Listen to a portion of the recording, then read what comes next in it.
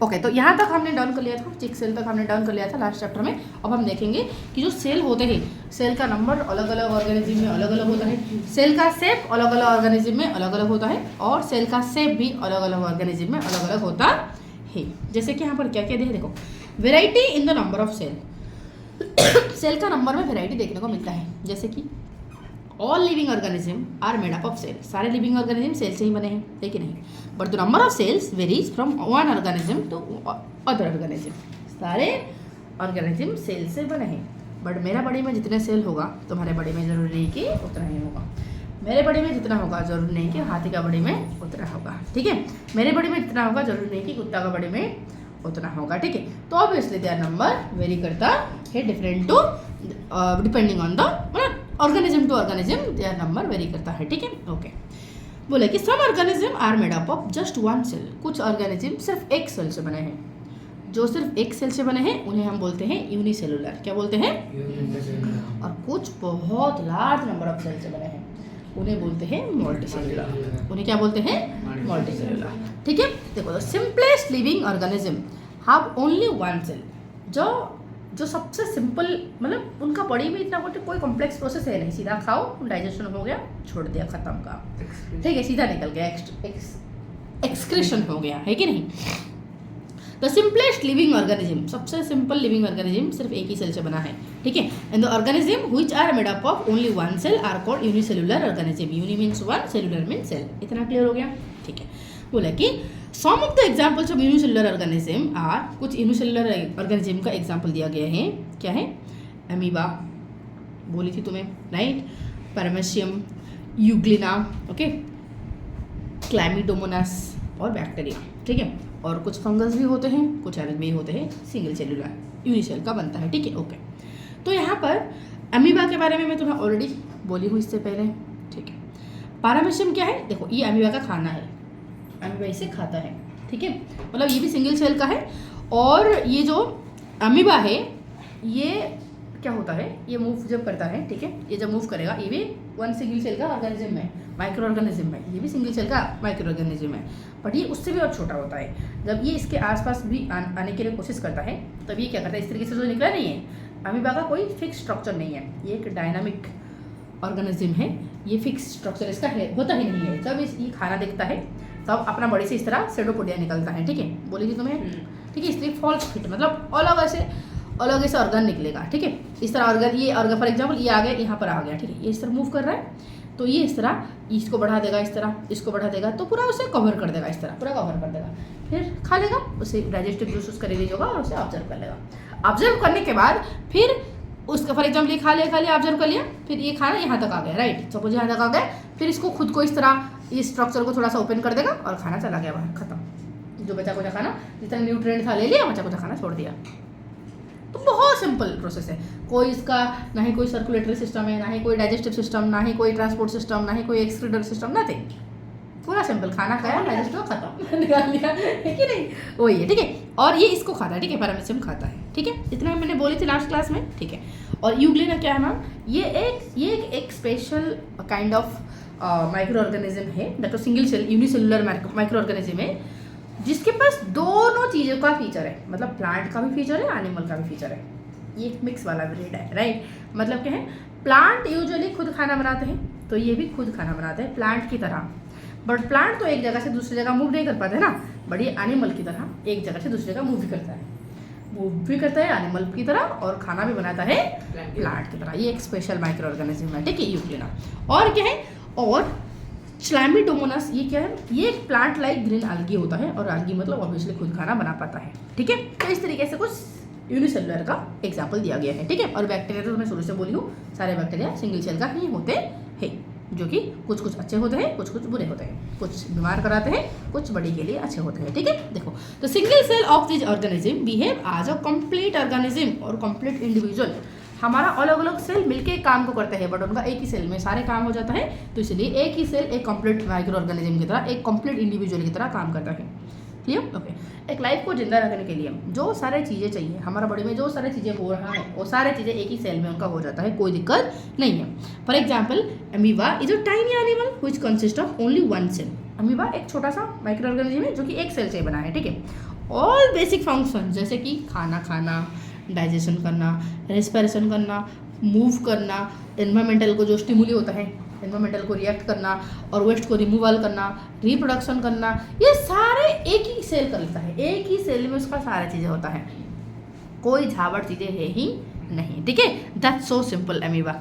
Okay, तो यहाँ तक हमने देख लिया। ओके, यूनिसेलुलर हमारा डन हो गया। अब देखो मल्टी सेलुलर, ऐसे ऑर्गेनिज्म जिसमें एक से ज़्यादा सेल पाया जाता हो उसे बोलते हैं मल्टी सेलुलरिज्म। ठीक है, मल्टी सेलुलर ऑर्गेनिज्म। ठीक है, मल्टी मतलब many. Depending on it size के ऊपर डिपेंड करके मल्टी सेलुलर ऑर्गेनिज्म का अलग अलग, किसका मिलियन सेल होते हैं, किसका बिलियन, किसका ट्रिलियन सेल्स होते हैं। ठीक है, most of the plants and animals around us are multicellular organism. जो सारे एनिमल प्लांट हम देख रहे हैं वो सारे मल्टी सेलुलर ऑर्गेनिज्म है। रोज प्लांट, नीम ट्री जो देख रहे हो वो सारे मल्टी सेलुलर ऑर्गेनिज्म है। ठीक है, देखो so multicellular organism which are made up of many cells joined together are called multicellular organism। वो बहुत ही बड़े होते हैं, किसमें मिलियन, किसमें ट्रिलियन, सारे उसी को ही रिपीट किया है, कुछ अलग नहीं दिया है। ठीक है, देखो a rat is a small organism where an elephant is a big organism. ठीक है, सो रैट में कम सेल होंगे और एलिफेंट में ज़्यादा सेल होंगे, सिंपल सी बात है। ठीक है, द स्मॉल, इसलिए small number of cell, so a rat has a smaller number of cell in its body than that of an elephant, और the smaller number of cell in the rat doesn't affect. Okay, अगर cell का number घट गया तो उसका function में, उसका body का स्ट्रक्चर में, फंक्शन में कोई काम, मतलब कोई रुकेगा नहीं। सारे हमारा जैसे बॉडी फंक्शन कर रहा है उसका भी ऐसे करेगा, वो भी खाएगा, वो भी, उसका सर्कुलेटरी सिस्टम भी होगा, उसका भी सारी चीज़ें होगा वैसे ही। ठीक है, तो अगर सेल का नंबर घट गया मतलब कोई ऑर्गेनिज्म ऐसे नहीं कि उसका और कुछ हो जाएगा, नहीं। In general way we can say that कि number of cell being less in small organism, अगर छोटा ऑर्गेनिज्म है उसमें सेल का नंबर कम है तो इसका मतलब ये नहीं है कि उसका बॉडी का फंक्शन में कोई इफेक्ट पड़ेगा, नहीं। ठीक है, डन इतना। ठीक है, अब देखो तो नंबर ऑफ मेकअप मोलिनस नहीं है, बट ये जो उंगली यहाँ पर एक वेन आया है, ये जो फिर ये ऐसे गया है, ये ऐसे गया है, बट यहाँ तक कैसे आया, यहाँ तक कैसे आया, यहाँ तक कैसे आया, यहाँ ये साइड तक कैसे पहुँचा है, ये तो और स्प्लिट हुआ होगा तभी तो आके पहुँच रहा है ना। हाँ, तो ये जो वेन तुम्हें दिख रहा है ना, ये भी और स्प्लिटेड है और बहुत सारे छोटे छोटे वेन्स में डिवाइडेड है। इन्हें बोलते हैं कैपिलरी, बहुत ही छोटे छोटे, क्योंकि हर सेल को इन्हें कनेक्ट करना है, ब्लड पहुँचाना है, ऑक्सीजन पहुँचाना है, फूड पहुँचाना है, इसीलिए। ठीक है, ओके, अब आगे चलो। The number of cell being less in small organism, अगर कोई देखो for example human, right, human में एक बहुत ही बूढ़ा ह्यूमन है, एक बहुत ही बच्चा ह्यूमन है, राइट। बड़ा जो ह्यूमन, जो फॉर एग्जाम्पल तुम्हारे दादाजी, ठीक है, उनका साइज बहुत बड़ा है। क्या उनका साइज बड़ा है इसलिए वो खा पाएंगे? एक बच्चा छोटा है इसलिए वो नहीं खा पाएगा। उनका साइज बड़ा है इसलिए वो एक्सक्रीट करेंगे, छोटा बच्चा है वो एक्सक्रीट नहीं करेगा करेगा ना। तो इसलिए अगर सेल का नंबर घटता है तो इसका मतलब नहीं कि वो बॉडी का फंक्शन को पूरा अफेक्ट कर लेगा, नहीं। ठीक है, क्योंकि उनका ऑर्गन भी इतने छोटे छोटे ही होते हैं, तो बॉडी का फंक्शन में कोई इम्पैक्ट नहीं होगा अगर सेम स्पीसीज हो तो। समझ आया? तो इसलिए अब आगे चलते हैं। सेप समझ आ गया, मतलब जो नंबर समझ आ गया, कुछ में एक है, कुछ में एक से ज़्यादा है। ठीक है, इतना तो मैं बोलना था। जिसमें एक है उसे क्या बोलते हैं बबुल? यूनिसेलुलर। जिसमें एक से ज़्यादा क्या बोलते रोनी? मल्टीसेलुलर। ठीक है, अब चलते हैं सेल का वेराइटी। ओके, फॉर एग्जाम्पल हमारे ह्यूमन बॉडी के अंदर मिलियन सेल्स है। क्या सबका सेप सेम है? क्या सबका काम सेम है? नहीं, पता है हमारा ह्यूमन बॉडी में 20 वेराइटी ऑफ सेल पाया जाता है। 22 वेराइटी ऑफ सेल पाए जाते हैं, 20 वेराइटी ऑफ सेल पाया जाता है। ठीक है, there are many type of cells हमारा बॉडी में ऐसे। बाकी ऑर्गेनिज्म का और कितने होंगे? प्लांट का और कितना होगा? तो एक ऑर्गेनिज्म के अंदर एक से ज़्यादा टाइप का सेल पाए जाते हैं, उनका सेप अलग अलग होगा, है कि नहीं? तो अब इसलिए देखेंगे सेप भी वेराइटी का होता है। तो there are many types of cells in the bodies of multicellular organism. अगर मल्टी सेलुलर ऑर्गेनिज्म है तो उनमें एक से ज़्यादा प्रकार के, एक से ज़्यादा शेप का सेल तुम्हें देखने को मिलेगा उसका बॉडी में। These cells different in shape, उनका शेप भी अलग अलग होगा क्योंकि उनका काम भी अलग अलग होता है। जैसे कि एनॉर्फ सेल इज लॉन्ग, जैसे कि एनॉर्फ सेल देखो कितना लॉन्ग है और ब्रांच्ड है। ठीक है, व्हेयरएज तो मसल सेल है, इसको देखो मसल सेल। ये मसल सेल इस तरीके से होता है, इस तरीके से होता है मसल सेल, इस तरीके से, इस तरीके से होता है, इस तरीके से कुछ होता है। कहाँ था मसल सेल? हाँ मसल सेल, हाँ तो बुक में था। ठीक है, तो इस तरीके से मसल सेल मतलब मूवमेंट कराने में हेल्प करता है। ठीक है, और क्या है? Nerve cell is long and branched having thread like projection. इसका देखो थ्रेड लाइक प्रोजेक्शन है कि नहीं? थ्रेड लाइक निकला हुआ है। क्यों निकला हुआ है? ताकि बॉडी का हर पार्ट को कनेक्ट करे। Whereas a muscle cell is pointed at both end has spindle shape. ठीक है, इसका देखो, ये इसका शेप कैसे है, नर्व सेल का शेप कैसे है, ब्रांच की तरह, ठीक है, मतलब एक लंबा चेन होगा, फिर इसमें से बहुत सारे ब्रांच निकलते हैं, ठीक है, ओके। और जो मसल सेल का इस तरीके से मसल सेल का शेप इस तरीके से होता है, दोनों तरफ पॉइंटेड होता है, और ये स्पिंडल की तरह, ठीक है, जिसमें हम धागा घुराते हैं, ठीक है, उसकी तरह ये शेप होता है, ठीक है। इसका काम अलग है, इसका काम अलग है, इसलिए शेप तो अलग होना ही है, ठीक है। और द डिफरेंट शेप और cell are related to their function. अलग अलग शेप क्यों है, क्योंकि उनका काम अलग अलग होता है, ठीक है। फॉर एग्जाम्पल नर्व सेल क्या करता है, receive and transmit message between brain and other body part, whereas muscle cell brings about movement in body part. For example मुझे यहाँ पर कुछ काटा, फॉर एग्जाम्पल मुझे यहाँ पर दर्द हो रहा है, राइट, यहाँ पर तुम प्रेस कर दोगे तो मुझे दर्द हो रहा है, ओके। तो ये कौन भेजा, मेरा ब्रेन, तो कौन भेजा, नर्व सेल। तो नर्व सेल सारे कनेक्टेड होंगे, ठीक है, वो सारे नर्व सेल यहाँ का इन्फॉर्मेशन लेके पहुँचा दिए मेरा ब्रेन को, तभी मुझे पता चला कि हाँ यहाँ पर मेरा दर्द हो रहा है, समझ आया। तो इसलिए और हमारा और नर्व सेल का काम क्या है, ये करता क्या है, ये नर्व सेल क्या करता है, इन्फॉर्मेशन को ट्रांसमिट करता है, इन्फॉर्मेशन को रिसीव करता है और ट्रांसमिट करता है, ब्रेन तक ट्रांसमिट करता है, बॉडी का हर पार्ट को ये जोड़ता है। और फॉर एग्जाम्पल हाथ में मुझे यहाँ पर डैमेज हो गया, नर्व सेल डैमेज हो गया, सपोज इस एरिया का नर्व सेल डैमेज होगा, तो यहाँ पर तुम्हें चीटे काटे इसको कुछ भी कर दे, तुम्हें दर्द होगा, नहीं होगा, इस बॉडी पार्ट का इन्फॉर्मेशन पहुँचेगा ही नहीं, डैमेज हो जाएगा, पूरा हाथ डैमेज हो जाएगा, काटना पड़ेगा, ठीक है। कभी कभी ऐसे बहुत बहुत ज़्यादा टेंशन जब होता है, बहुत ज़्यादा स्ट्रेस हो जाता है, तो या फिर हाथ में कुछ बहुत ज़्यादा चोट पहुँच जाता है, तो कभी कभी क्या होता है, ये नर्व सेल डैमेज हो जाता है, डैमेज जब हो जाएगा तो यहाँ पर कुछ फील ही नहीं होगा तुम्हें, यू विल नॉट फील, तो बोलते हैं ना नर्व सेल जहाँ पर डैमेज हो जाएगा वो होगा, क्या होगा उसे बोलते हैं पैरालिसिस, ठीक है, पैरालिसिस पार्ट में हो जाएगा, ठीक है, ओके। अब देखो कि मसल सेल इस यहाँ तक मैं बोलती थी, हाँ आती हूँ मैं, कि ड्यू टू किधर गया रे, यहाँ तक बोलती थी, हाँ। और जो जो मसल सेल होता है उसका ऐसा शेप क्यों होता है, क्योंकि उसका काम है बॉडी पार्ट को मूव कराना। तो muscle cell present in the food pipe relax and contract to push the food down the food pipe. Food pipe में इसोफेगस में हमारा जो पाया जाता है मसल सेल, उसका काम क्या है, फूड को मूव कराना है। फूड को मूव कराता है कैसे, मैं तुम्हें लास्ट ईयर बैलून को अंदर घुसा के तुम्हें बोली थी, ठीक है, हाँ, कंट्रैक्शन एंड रिलैक्स, पॉलीथीन के अंदर, राइट, हाँ एग्जैक्टली। अब देखो कि the muscle cell present in the food pipe relax and contract, और रिलैक्स और कंट्रैक्ट होकर फूड को नीचे देता है, ठीक है। तो stomach walls contain, okay, stomach में भी मसल सेल होता है जो कि खाना को चॉर्निंग करने में हेल्प करता है, खाना को सिंप्लीफाई करने में, डाइजेशन करने में हेल्प करता है, ठीक है। ह्यूमन बॉडी में अराउंड 20 डिफरेंट सेल टाइप है, 20 अलग अलग प्रकार के सेल होते हैं।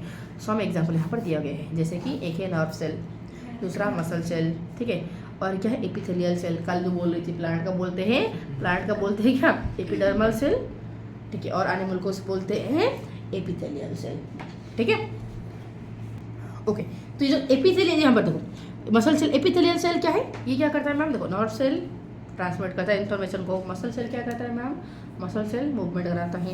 एपिथेलियल सेल कहाँ होता है, देखो हमारा बॉडी के जो स्किन है, स्किन पर एक प्रोटेक्शन चाहिए, राइट, नहीं तो ब्रेन को, बॉडी का अंदर का पार्ट को कौन प्रोटेक्शन देगा, स्किन के ऊपर एक जो पूरा एक सेल का इस तरह एक लाइन होता है, ठीक है, इस तरह सेल का एक लेयर होता है ऊपर स्किन में, स्किन के ऊपर इस तरह सेल का लेयर होता है, और उस सेल का लेयर को हम बोलते हैं एपिथेलियल सेल, ठीक है, और वो बिल्कुल ऐसे लगता है, स्किन के ऊपर इस तरह होता है, ठीक है, एपिथेलियल सेल। इसका क्या काम है, इसका है प्रोटेक्शन देना, सरफेस को लाइनिंग, ठीक है, स्किन को प्रोटेक्शन देता है। और मुंह के अंदर यहाँ पर है एपिथेलियल सेल, यहाँ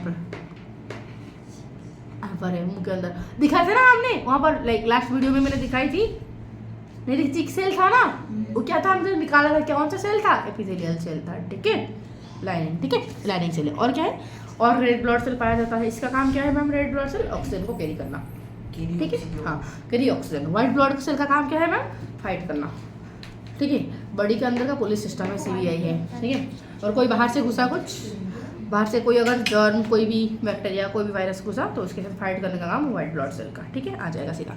बोन सेल क्या है, बोन बनाता है, ठीक है, बोन को मेंटेन करता है।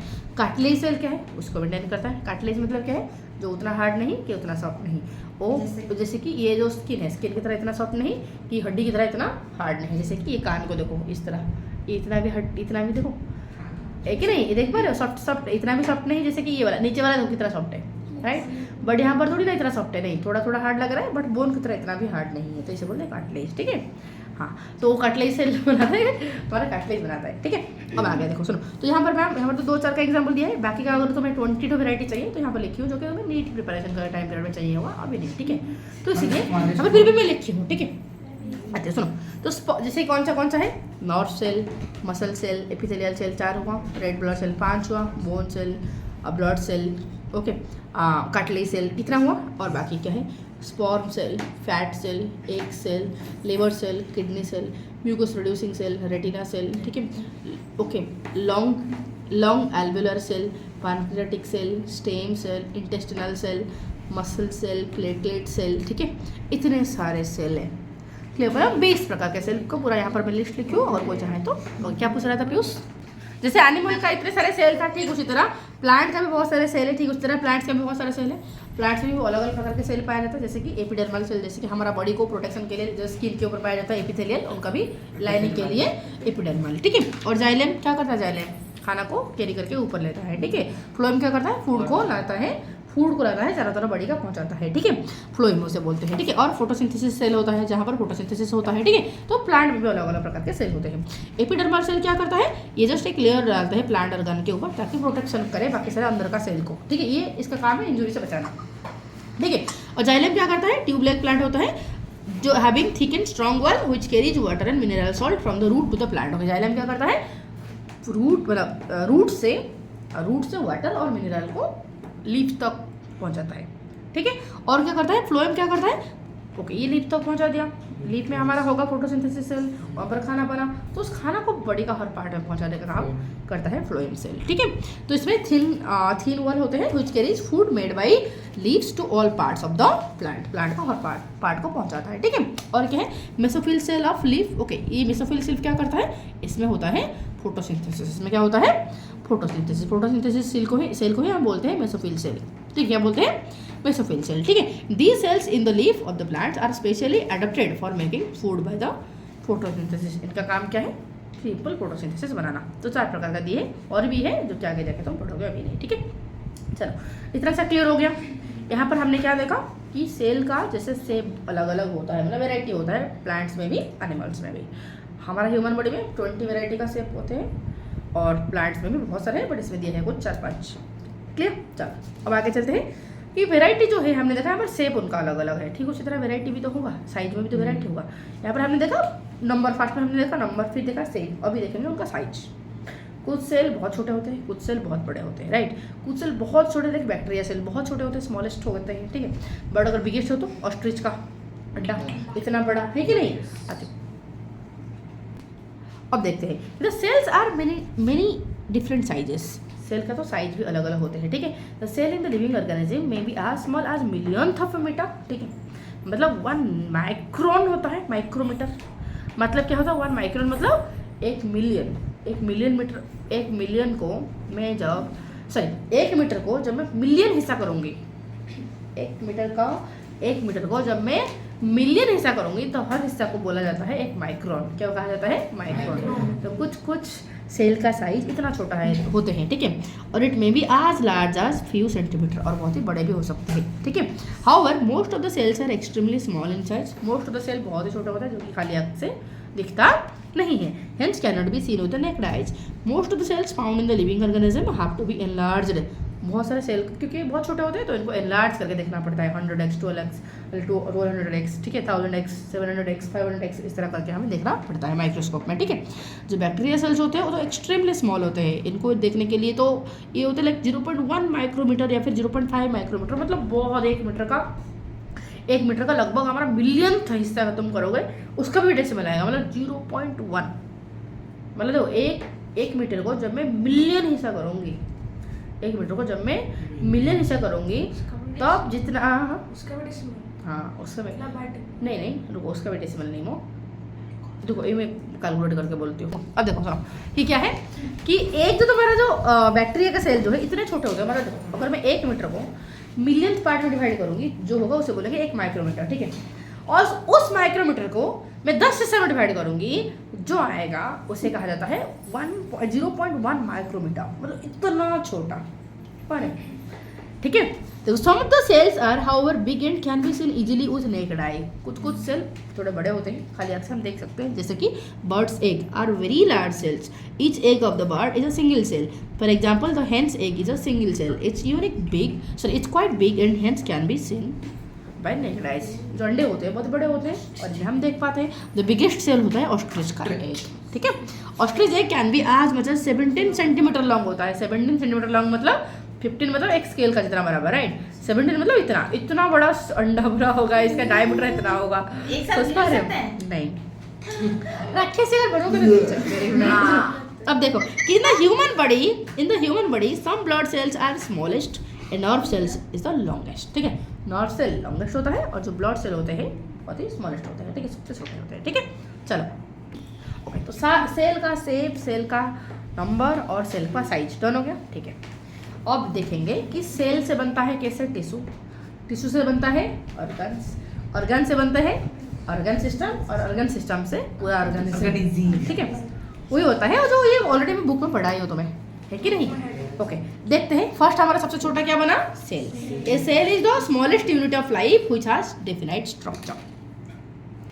एक सबसे स्मॉलेस्ट यूनिट, ठीक है, लाइफ का सबसे जो जिंदा है, ठीक है, जिंदा है और सबसे स्मॉलेस्ट यूनिट है और इसका कोई स्पेसिफिक शेप हो और जो कोई एक पर्टिकुलर काम को करता हो उसे हम बोलते हैं सेल, ठीक है। Cell is the smallest unit of life which has a fixed shape और डज अ पर्टिकुलर फंक्शन, ठीक है। सारे सेल का कुछ से all the cells of a multicellular organism similar नहीं होते, सबका शेप अलग अलग होता है, कुछ का मतलब डिफरेंट सेल का शेप अलग अलग होता है, साइज अलग अलग होता है, ठीक है, और इनका काम भी अलग अलग होता है। जब ये सेल का ग्रुप बनता है उसे हम बोलते हैं टिश्यू। एक सेम काम करने वाले सेल का जब एक ग्रुप बनता है उसे बोलते हैं हम टिश्यू, ठीक है। ए मल्टीसेलुलर ऑर्गेनिज्म में is made up of million of cell. एक मल्टीसेलुलर ऑर्गेनिज्म में मिलियन सेल होगा। Cell in the multicellular organism do not work as a single, एक ही सेल काम नहीं करता, वो ग्रुप होकर काम करते हैं, ठीक है। सिमिलर सेल, सेम काम करने वाले सेल का जो ग्रुप होता है कि एक group of similar cell which work together, जो कि एक साथ काम करते हैं एक पर्टिकुलर काम करने के लिए, ठीक है, और उन्हें कहा जाता है टिश्यू। सिंपल सी बात, सेम काम करने वाले सेल का ग्रुप को कहा जाता है टिश्यू। क्या कहा जाता है, tissue. For example in animal muscle tissue, देखो ये देखो एक मसल सेल है, देख पा रहे हो, ये मसल सेल है, ये मसल सेल सारे जब ग्रुप बन जाते हैं तब बनता है हमारा मसल टिश्यू। क्या बनता है, मसल टिश्यू, ठीक है। For example in animal muscle tissue is group of muscle cell joining together which is specialised to contract, जिनका मेन काम क्या है, कंट्रैक्ट रिलैक्स होना सो दैट बॉडी मूव कर पाए, ठीक है।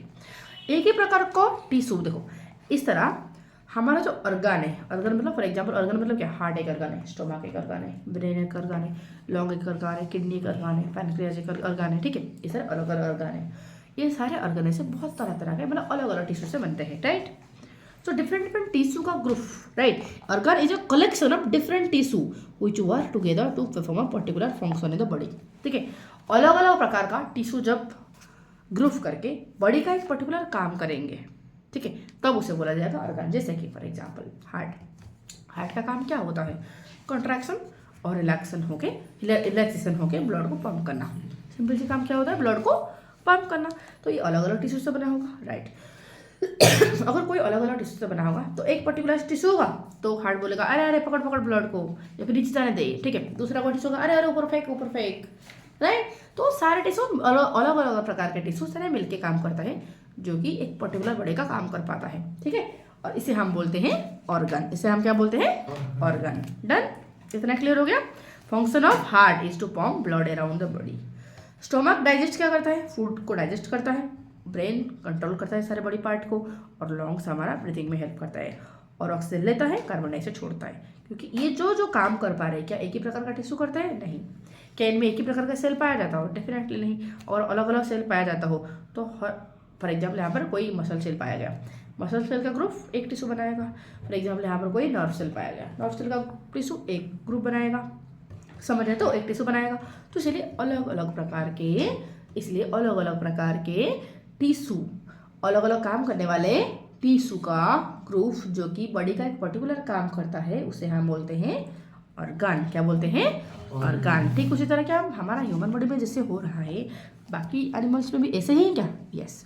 क्या प्लांट्स में भी ऐसे हैं? जी हाँ, प्लांट्स में भी ऐसे है। ठीक है, each of this organs perform a particular job. देखो ओके, अब हमारा जैसे ये हार्ट, स्टोमक, किडनी, ये सारे हो गया हमारा एक एक ऑर्गन। ठीक उसी तरह प्लांट्स का कौन सा ऑर्गन है मैम? उसका रूट, फ्रूट, फ्लावर, स्टेम, पत्ता, लीफ, ये सारा अलग अलग ऑर्गन है। तो अगर ये अलग अलग ऑर्गन है तो पर्टिकुलर ऑर्गन एक पर्टिकुलर काम करता होगा, और वो सारे ऑर्गन डिफरेंट डिफरेंट टिश्यू का ग्रुप होंगे।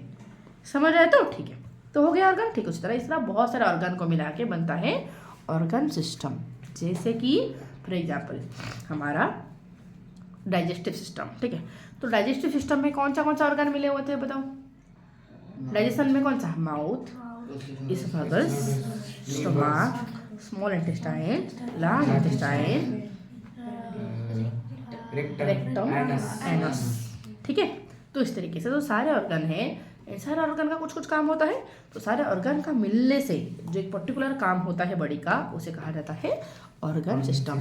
और वो सारे ऑर्गन एक दूसरे के साथ लिंक होते हैं। ठीक है, तो इंटरकनेक्टेड ऑर्गन मतलब इनके बाद इनके साथ कनेक्शन होगा। ठीक है, तो इंटरकनेक्टेड ऑर्गन जो कि मिलके काम करते हैं to do a big job पर ऑर्गेनिज्म, एक बड़ा सा काम करते हैं, तब उसे बोलते हैं ऑर्गन सिस्टम। क्लियर हुआ? तो ठीक है, और इस तरह बहुत सारे ऑर्गन सिस्टम को मिलके बनता है हमारा ऑर्गेनिज्म, मतलब एक पर्टिकुलर एक एनिमल या फिर एक प्लांट। ठीक है, कि अन ऑर्गेनिज्म इज एन एनिमल और प्लांट जो कि खुद जिंदा रह सकता है। क्लियर? समझ आया तो अच्छे से? जैसे कि नीम ट्री के ऑर्गेनिज्म है, कांटे के ऑर्गेनिज्म है, डॉग एक ऑर्गेनिज्म है, हम एक ऑर्गेनिज्म है। समझ आया तो इस तरीके से। तो देखा कितना छोटा है हमारा सेल, सेल का ग्रुप से टिश्यू, टिश्यू ग्रुप से ऑर्गन, ऑर्गन का ग्रुप से ऑर्गन सिस्टम, ऑर्गन सिस्टम का ग्रुप से ऑर्गेनिज्म। क्लियर हुआ तो? चलो डन। ठीक है, तो यहाँ तक रहने दो। ओके, अब देखते जरा माइक्रो ऑर्गेनिज्म। यहाँ तक हमने देख लिया, सारे ऑर्गेनिज्म को हमने देखा अलग अलग, और यहाँ पर हम पर्टिकुलरली देखेंगे वो माइक्रो ऑर्गेनिज्म। देखो चैप्टर का नाम क्या था? वो सारी चीज़ें जो कि खाली आँख से दिखते नहीं। तो कौन सा चीज़ें खाली आँख से दिखता नहीं? सेल नहीं दिखते, सेल के बारे में हमने डन कर दिया। अब बचा कौन सा और खाली आँख से दिखते नहीं? Micro organism. अभी हम देखेंगे माइक्रो ऑर्गेनिज्म के बारे में। ठीक है, many living organism are present in the soil.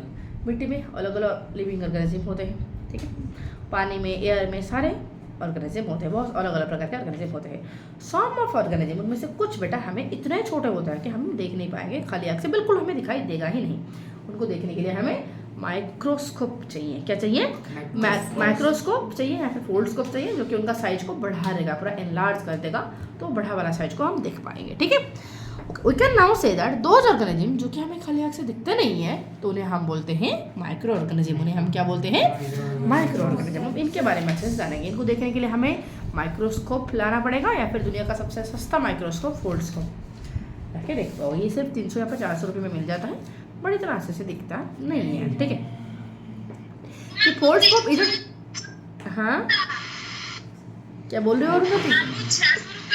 हाँ मैं बोली ना 600 भी होगा, बट ये सस्ते में से मतलब 300-400 में भी मिल जाता है। अमेजन में तुम देखोगे तो मैंने थोड़ा सा फ्लिपकार्ट में, बाकी साइड में तुम देखोगे तो 300-400 में भी मिल जाएगा, बट इतना ज़्यादा एनलार्ज नहीं कर पाएगा। ठीक है, बट फिर भी एक सस्ता साइट है जिसे देखा जा सकता है, इंसेक्ट को, छोटे छोटे टिश्यू को, ये सारे देखा जा सकता है। ठीक है, देखो कि Foldscope is a high type paper microscope होता है, पेपर से बना होता है। तुम्हें इस तरह पेपर दे देगा, मतलब उसे तुम फिर जॉइन करके इस तरह फोल्ड्स को बनाओगे। ठीक है, which uses low cost material with highly precise level. Simple क्या होगा? लेंस होगा और पेपर होगा, और कुछ नहीं होगा। सिंपल लेंस और पेपर जोड़ के इस तरह का तुम्हें यहाँ पर बीच में तुम लेंस लगाओगे, फिर देखोगे, और क्या, दैट्स ऑल। ठीक है, the Foldscope was invented by Manu Prakash and Jim Cybulski. These microscopes are of high quality. ये बहुत ही सिबल्स की, ठीक है, सिबल्स की, तो ये बहुत ही हाई क्वालिटी के होते हैं और इजीली अफोर्डेबल भी होते हैं, खरीद पाओगे। These are use to observe microorganism, insect और टिश्यू। सेल को तो देखने का सपना मत देखो, दिखेंगे भी तो बहुत ही लाइक बहुत ही हाँ अजीब अजीब दिखेंगे, मतलब क्लियर नहीं दिखेगा।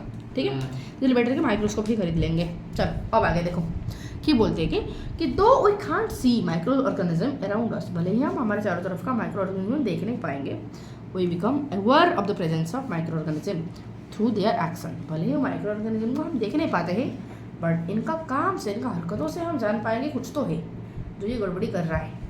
नहीं, साथी से नहीं बैठेंगे, जैसे WWE फाइट कर रहे थे, राइट। अब देखो कि जैसे कि हमारा खाना स्पॉइल हो जाता है, right.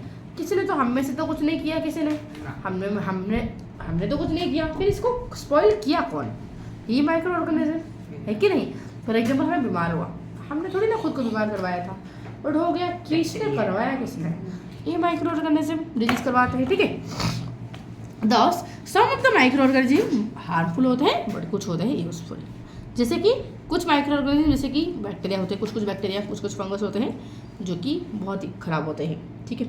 Micro organism also cause disease in human, सिर्फ ह्यूमन में नहीं, बाकी एनिमल में भी और प्लांट्स में भी ये कराते हैं बीमारी, ठीक है। तो इसलिए कुछ माइक्रो ऑर्गेनिज्म हार्मफुल होते हैं, कुछ माइक्रो ऑर्गेनिज्म गुड होते हैं, ठीक है। कुछ माइक्रो ऑर्गेनिज्म जैसे गुड कैसे होते हैं मैम, जैसे कि कुछ बैक्टीरिया हमें कॉर्ड बनाने में हेल्प करते हैं, चीज बनाने में हेल्प करता है, प्लास्टिक आने वाला बैक्टीरिया है कि नहीं। तो microorganism are also useful in making bread, कुछ माइक्रो ऑर्गेनिज्म हमारा ब्रेड बनाने में, केक बनाने में, पेस्ट्री, अल्कोहल और एसिड लाइक विनेगर बनाने में, मेडिसिन बनाने में, एंटीबायोटिक्स जो है ना वो भी माइक्रो ऑर्गेनिज्म यूज हुआ है। तो वो सारी चीज़ें बनाने में, हमें मेडिसिन वगैरह बनाने में, खाने का प्रोडक्ट बनाने में हमें हेल्प करता है। तो सब microorganism are good and some are bad, clear, ठीक है। जो भी है इनका एग्जिस्टेंस तो जरूरी है कि नहीं। इकोसिस्टम नहीं तो नहीं होगा, एग्जिस्ट नहीं बोले इकोसिस्टम के लिए बहुत इंपॉर्टेंट है। अब देखेंगे ये इन्हें रहते कहाँ है मैम, अगर ये इतना बुरा है या फिर अच्छा है जो भी है, तो रहते कहाँ पर? Microorganism are found everywhere, हर जगह ये टपक जाते हैं, हर जगह, लिटरली हर जगह, ठीक है। जैसे कि एयर में है, सॉइल में है, वाटर बॉडी में है, ओके, इवन हमारा बॉडी के अंदर है, इवन हमारा बेंच के ऊपर होगा, ठीक है। कुछ ये डेड होंगे, कुछ लाइक डिपोज्ड ऑर्गेनिक मैटर में भी होते हैं।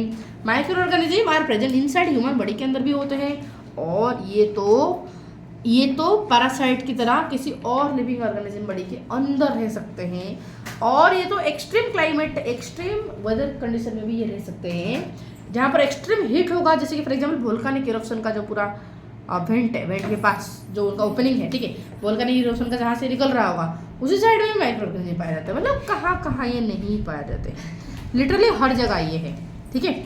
सिंपल हम कह सकते हैं हर जगह ये है। बोला कि इसको देखें कैसे, सिंपल कोई मिट्टी से इस तरह मिट्टी लो या फिर पानी लो और उसको देखो माइक्रोस्कोप में उसे देखो, तुम्हें पता चलेगा, ठीक है। ओके, अब जो है यहाँ तो डन हो गया, मतलब मिट्टी का पानी सैंपल लेना है, ठीक है। मिट्टी के मतलब थोड़ा सा पानी लाओ, मिट्टी डाल लो, उस पानी को थोड़ा सा स्टीर करो और उसका सैंपल लेके माइक्रोस्कोप में देखना है, ठीक है। देखेंगे? ओके, अब देखते हैं major groups of microorganism. ये मैं ऑलरेडी तुम्हें ग्रुप कराई थी, ऑलरेडी मैं इसका ग्रुपिंग कराई थी। माइक्रो ऑर्गेनिज्म को मेजरली 5 ग्रुप में डिवाइड किया गया है, बोली थी कि नहीं? एक था बैक्टीरिया, दूसरा वायरस, तीसरा प्रोटोजोआ, चौथा अलगी, फंगस। बोली थी कि नहीं? बोलो। बोली थी ऑलरेडी, इसका डेफिनेशन उस बुक से पढ़ाई थी, फिर से रिवाइज कर लेते हैं, ठीक है। बैक्टीरिया क्या होता है? सिंगल सेल्ड माइक्रो ऑर्गेनिज्म होता है जिसका सेल नंबर ऑफ सेल कितने होते हैं? एक ही होता है। और ये इसमें क्या खासियत था? इसका जो न्यूक्लियस है वो क्लियरली, मतलब क्लियर न्यूक्लियस नहीं पाया जाता है। जैसे कि हमारा एक स्पॉट दिखाया जाता है, अलग न्यूक्लियस मेम्ब्रेन होता है, इसका कोई न्यूक्लियस मेम्ब्रेन नाम कैसे कुछ होता नहीं है, ठीक है। इसलिए तो bacterias are very small single cell microorganism which have cell wall, इसका सेल वॉल होता है but do not have organised nucleus, proper nucleus इसका होता ही नहीं है। कहाँ दिख रहा है? देखो न्यूक्लियस प्रॉपर दिख रहा है तुम्हें? दिख रहा है? कोई डॉट इस तरह स्पेसिफिक डॉट तुम्हें दिख रहा है? नहीं, ठीक है। इसलिए और न्यूक्लियर मेम्ब्रेन भी इसका होता नहीं है। Instead they have a nucleoid, ठीक है। न्यूक्लियोइड, न्यूक्लियस के अंदर जो सेंटर में एक था, हाँ, न्यूक्लियोइड होता है, और बाकी स्ट्रक्चर होते हैं जैसे कि माइटोकॉन्ड्रिया, जैसे कि बाकी जो पार्ट्स होते हैं वो होता है, ठीक है। कि they are found in large number everywhere, हर जगह ही पाया जाता है, फ्रीली अवेलेबल है, ठीक है। और कुछ होते हैं गुड, कुछ होते हैं बैड। कुछ का शेप होता है स्फेरिकल, कुछ का होते हैं कॉमा शेप्ड, ठीक है। इस तरह कॉमा शेप्ड होता है, कुछ इस तरह से लाइक वेव जैसे होता है, स्पाइरल बैक्टीरिया, ठीक है। कुछ रॉड शेप होगा, रॉड शेप का, ठीक है। इस तरीके से अलग अलग होते हैं शेप, ठीक है। टू मेजर जो मेन कॉमन बैक्टीरिया है, लैक्टोबैसिलस बैक्टीरिया और राइजोबियम बैक्टीरिया। लैक्टोबैसिलस तो दही में पाया जाता है, कॉर्ड में पाया जाता है, गुड होता है गॉट हेल्थ के लिए। और राइजोबियम क्या करता है? कहाँ होता है? प्रोटीन बनाता है, ठीक है। क्या बनाता है? प्रोटीन बनाता है, ठीक है। तो ये 2 बैक्टीरिया का एग्जाम्पल है, डन। ओके बैक्टीरिया हो गया, फिर चलते हैं वायरस। वायरस क्या है? ये खुद जिंदा नहीं होता, जब किसी के बॉडी के अंदर घुस जाता है तब इसका आत्मा एक्टिव हो जाता है, ठीक है, तब एक्टिव हो जाता है, ठीक है। तो होता क्या है, viruses are the smallest microorganism which can develop in only inside the cell, जो कि सेल के अंदर ही डेवलप होगा, ठीक है। बाहर है तो डेड, मरा हुआ है, ठीक है। किसी तरीके से अगर उसका कोई बड़ी पार्ट है, फिर वो घुस गया, तुम्हारा हाथ, तुमने यहाँ पर कोई सपोज वायरस पाया गया, हाथ में से लिया और इस तरह नाक में कुछ निकल जाएगा, घुस गया, ठीक है। अब घुस गया मतलब घुसा मतलब फुल एक्टिव हो जाएगा, ठीक है। क्या करेगा? छींकेगा, ठीक है। वो खुद को मल्टीप्लाई करेगा, खुद को मल्टीप्लाई करते करते बहुत सारा उसका वंश विस्तार हो जाएगा, ठीक है। और तो इन्फेक्शन करवा देगा, डिजीज होगा, बुखार होगा, डिजीज करवाएगा, ठीक है। अब कोरोना वायरस मूव कैसे करते हैं? अगर वो एक्टिव नहीं तो फिर मूव कैसे करते हैं? किसी को इन्फेक्ट हुआ है, ठीक है, कोई कोरोना कोविड वायरस से इन्फेक्ट हुआ है, तो वो उसका बॉडी पार्ट, जैसे फॉर एग्जाम्पल उसने कुछ थूक लिया, या फिर उसे कुछ किसी कफ डाला है, ठीक है, या फिर किधर जो सांस ले रहा है, ठीक है, तो ब्रीदिंग जो करता है उससे भी तो हमारा एयर निकलता है, तो एयर से वायरस आ गया बाहर और उसी सांस को तुमने ले लिया और उससे वायरस चला गया। तो virus are the smallest microorganism which can develop only inside the cell of the host organism. Host मतलब जिसके बॉडी के अंदर घुसता है उसे बोलते हैं होस्ट, ठीक है। तो होस्ट ऑर्गेनिज्म के अंदर घुस के ये खुद को हीरो समझता है, and they are much smaller than bacteria. ये बैक्टीरिया से भी बहुत छोटे होते हैं। They do not show most of the characteristics of living thing. Living thing का सारे कैरेक्टरिस्टिक्स दिखाते रहे, सिंपल बीमारी कराते खत्म, ठीक है। देखो कि डू नॉट, कुछ कुछ है तो रेस्पायर भी नहीं करते, कुछ कुछ तो खाते भी नहीं है, कुछ कुछ तो ग्रो भी नहीं होते, एक्सक्रीट भी नहीं करते और move on their own, okay. They reproduce if they enter a living cell. जब एक ही काम करते हैं, वंश विस्तार। किसी के अंदर अगर घुस गए तो सुनो कि this is viruses, that is viruses can reproduce and multiply only inside the cell. किसी सेल के अंदर जब घुसे उसी से एनर्जी खाएंगे और खुद को मल्टीप्लाई कराएंगे, समझ आए? तो आज लॉन्ग आज viruses are outside of the living organism, जब तक किसी के बॉडी के अंदर नहीं, बाहर है, तब तक ये नॉन लिविंग है। किसी के अंदर घुस गए तो सेमी लिविंग बन गए, क्योंकि कंप्लीट लिविंग तो है नहीं, ठीक है। कि due to this reason viruses are said to be lie on the border line of dividing line of living thing और नॉन लिविंग और लिविंग के बीच में आते हैं, बॉर्डर लाइन में ही आते हैं, ठीक है। मतलब ये ना ही इनको हम कंप्लीट नॉन लिविंग बोलेंगे, ना ही इनको हम कंप्लीट लिविंग बोल पाएंगे, ठीक है, आधा अधूरा है, ठीक है। और बहुत सारी बीमारी कराते हैं पागल बंदे सारे। द ह्यूमन डिजीज, जैसे कि फॉर एग्जांपल नॉर्मल जो कोल्ड होता है, इन्फ्लुएंजा होता है, ठीक है, measles, polio, chicken pox, small pox, ये सारे वायरसेस के द्वारा होता है, ठीक है। और डिजीजेस कॉज्ड बाय वायरस, जो वायरस जो बीमार कराता है उसके लिए हमारे पास can not be treated with antibiotics, उनको हम एंटीबायोटिक्स भी नहीं दे सकते। क्या है फिर? वैक्सीन फोड़ दो, खत्म काम हो जाएगा, ठीक है। एंटीबायोटिक इसमें काम नहीं करेगा, ठीक है। एंटीबायोटिक बैक्टीरिया के लिए, ठीक है, एंटीबायोटिक बैक्टीरिया के लिए, वायरस के लिए कोई काम ही नहीं करेगा एंटीबायोटिक, दवाई से होगा नहीं, वैक्सीन लगाओ, सुई लगाओ। अब देखो सुनो, जो प्रोटोजोआ होता है ये एनिमल मतलब क्लासिफाइड अंडर एनिमल की क्लासिफिकेशन में आएंगे ये, ठीक है। और ये सिंगल सेल का होंगे और they are found in pond, lake, dirty water, सारे गंदी जगह में ये पाए जाते हैं, ठीक है। जैसे कि कुछ एग्जाम्पल है, ध्यान रहे, प्रोटोजोआ को हम कैसे क्लासिफाई करेंगे? सिंगल सेल का होगा, एनिमल होगा, मतलब खुद खाना नहीं बना पाता हो, ठीक है। तो बोलोगे मैम बैक्टीरिया भी तो सिंगल सेल का है, भाई उसका न्यूक्लियस क्लियर नहीं है, इसका न्यूक्लियस क्लियर है, ठीक है, इतना सा डिफरेंस है, ठीक है। एग्जाम्पल कुछ यहाँ पर दिया गया है सारा, ठीक है। यहाँ पर तो ये दो एग्जाम्पल जो दिखाई थी मैंने अभी, हीरो की तरह ये उससे खाने जा रहा था। जाओ सुनो, ओके। पढ़ाई में 2 घंटे का पढ़ाई होता है, उसमें से वॉशरूम मैम, पानी जाना ना, ओके। अब छोड़ो यार, सुनो, तो प्रोटोजोआ का बैक्टीरिया के बीच में डिफरेंस पता चल गया ना? नहीं, okay. Bacteria pure animal, protozoa भी प्योर एनिमल, दोनों के बीच में क्या डिफरेंस है? ये डिफरेंस है कि इसमें न्यूक्लियस क्लियर नहीं है, इसमें क्लियर है। वायरस ना पूरा एनिमल ना पूरा प्लांट, मतलब सॉरी ना पूरा नॉन लिविंग ना लिविंग, ठीक है। नॉन लिविंग की लिविंग नहीं, क्या है ये? आधा उधर बीच में, ठीक है। और जो एल्गी है ये प्लांट है। एल्गी क्या है? क्योंकि खुद का खाना बना पाते हैं, ठीक है। ये एल्गी जो large group of simple plant like organism, they contain chlorophyll होता है, खुद खाना बना पाता है फोटोसिंथेसिस से। तो algae however differ from plants because they do not have proper root, okay. ये तो नॉर्मल प्लांट से अलग है, क्योंकि प्लांट का रूट होता है, इसका कुछ रूट फूट होता नहीं है, स्टेम नहीं होता, लीफ नहीं होता, ठीक है। कुछ एग्जाम्पल होते हैं जैसे कि स्पाइरोगैरा, ठीक है, blue green algae, diatoms, seaweeds, okay.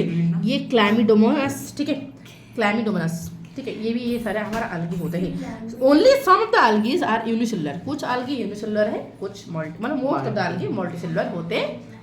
Clear? Spirulina algae आएगा। देखो अब देखो जो फंगस, ठीक है अब चलते हैं फंगस में क्या डिफरेंस है, मतलब फंगस कैसे अलग है। फंगस ये इसमें सेल वॉल होगा बट इसमें क्लोरोफिल नहीं होगा। सेल वॉल किस में होते हैं, प्लांट सेल में होता है। प्लांट सेल की तरह इसका सेल वॉल भगवान दे दिए बट इसको क्लोरोफिल दे ही नहीं, भूल गए। ठीक है, तो ये उस खुद खाना बना ही नहीं पाएगा। ठीक है, तो ये डिफरेंस है। और क्या, some example of fungus are yeast mould, जो ब्रेड मोल्ड होता है, ठीक है, पेंसिलियम और मशरूम जो खाते हैं, ठीक है, और टोडस्टूल, पफ बॉल, दिखाते हो सबका फोटो में दिखाते हो। सुनो, all fungus except yeast are made up of fine thread like hyphae pronounced as hyphae. Okay, hyphae.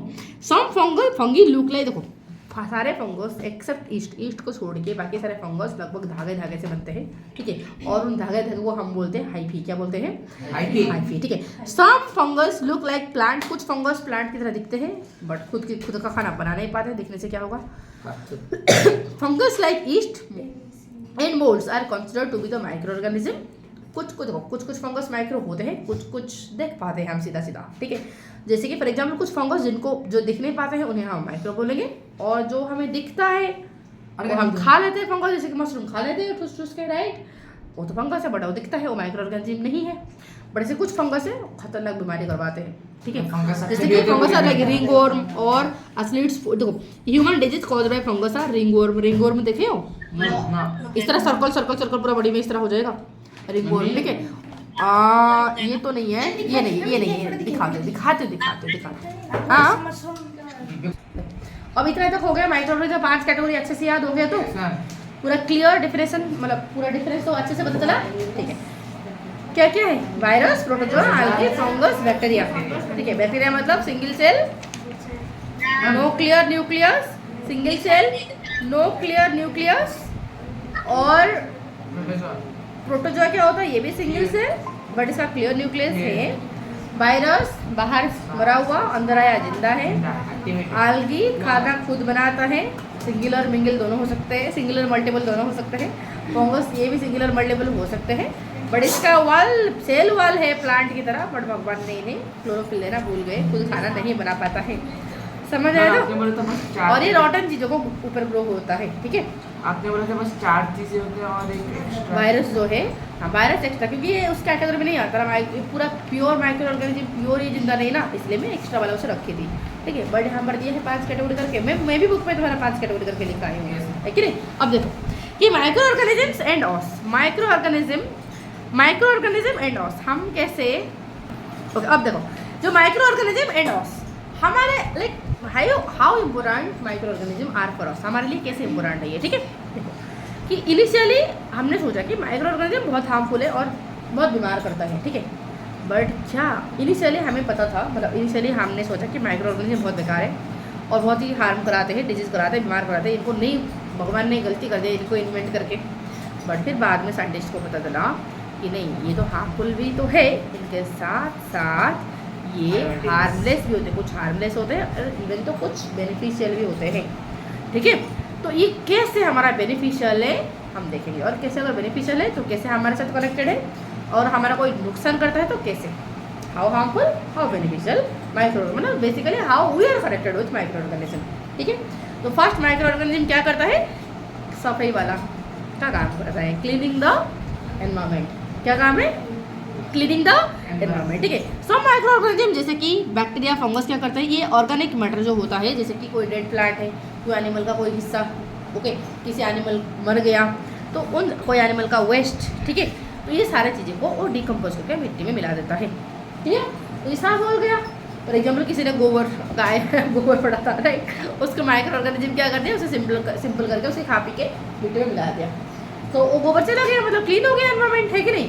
For example तुमने क्या किया? खाना खाया, खाना खा के बचा कुचा पार्ट को फेंक दिया, राइट। फॉर एग्जाम्पल तुमने लाइक कोई वेजिटेबल खाया, उसका छिलका फेंक दिया, तो अगर वो मिट्टी में अगर डिकम्पोज होकर ना मिलता तो फिर ऑब्वियसली चारों तरफ तो गंध मचता, राइट। तो इनको मिट्टी में मिलाने का काम कौन करता है? ये माइक्रो ऑर्गेनिज्म। ठीक है, तो since micro organism decompose the harmful and smelly dead remains of the plant, plant या फिर एनिमल का जो बचा कुचा गंध वाला पार्ट जो बच जाता है उन्हें वो डिकम्पोज कर लेता है तो इनटू हार्मलेस मटेरियल, और उसमें कन्वर्ट कर लेता है जो कि बिल्कुल हार्म नहीं, मतलब बल्कि बेटर होते हैं, राइट, और न्यूट्रिएंट देता है। सिंपल सी बात है, माइक्रो ऑर्गेनिज्म क्या करते हैं, वो जो ऑर्गेनिक मैटर होता है और प्लांट का बचा कुचा पार्ट या फिर एनिमल का बचा कुचा पार्ट को डिकम्पोज करके वो हार्मलेस चीज़ में कन्वर्ट कर लेते हैं, जिससे क्या होता है वापस मिट्टी को न्यूट्रिएंट मिल भी जाता है और इसके साथ साथ एनवायरनमेंट भी साफ हो जाता है। ठीक है, that's how it cleans our environment. Clear, क्या बोलते हो, क्लियर हुआ? तो in addition to cleaning of environment को साफ करने के साथ साथ ये हमारा न्यूट्रिएंट को रिसाइकिल भी करता है, क्योंकि न्यूट्रिएंट जो होगा प्लांट में वो फिर से मिट्टी को आ जाता है, क्योंकि मिट्टी में मिल जाता है।